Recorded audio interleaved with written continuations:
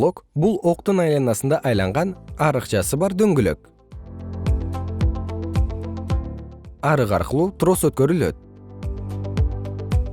Эгерде блоктун огу туруктуу болсо, анда мындай блок туруктуу деп аталат.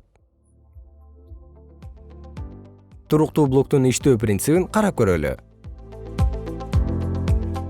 Аны штативдин бутуна бекитебиз. Анын үстүнөн жип ыргытылат.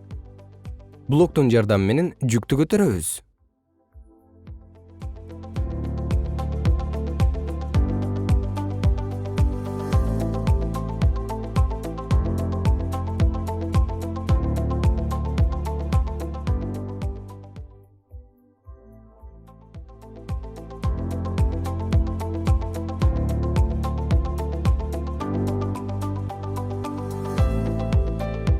Тажрыйба көрсөткөндөй, бул учурда биз күчкө ээ болбойбуз.